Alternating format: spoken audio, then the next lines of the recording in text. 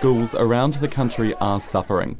Teacher shortages the worst they've ever been. And I would call it a crisis in certain areas of our teaching profession. Holstein, whose school's the biggest in the South Island, has had to look overseas to find people to teach specialist subjects. I'd love them to come to me, but no, that's not the case. But principals aren't just looking overseas to fill gaps in their teaching staff.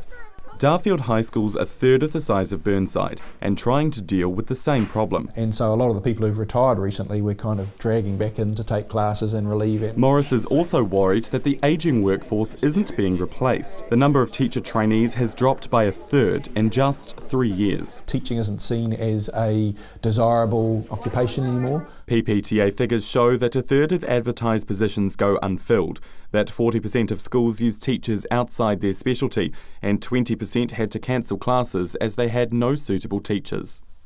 And bigger city schools like Burnside have a definite advantage over the likes of Darfield High in the country. When we're transferring a problem, so when we're short, we might attract someone, but there's leaving that hole over there. Rather than this field, we're just taking from each other. The government is currently looking at a wide variety of solutions, including a review of NCEA, a negotiation of the teachers' contract, and a new ministerial review that will directly address workforce supply concerns. One of the key things I think is paying conditions, relative to what teaching used to be paid compared to other occupations has been dropping back steadily. It is more demanding, it is relentless. But those in the new wave of teachers remain hopeful. Sometimes I'm in tears laughing about like either things kids ask or things they say, and I'm just laughing. Like I really do get a lot of joy from them.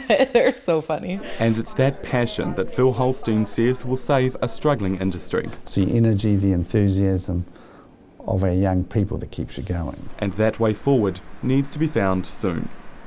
Luke Hempleman, Metro News.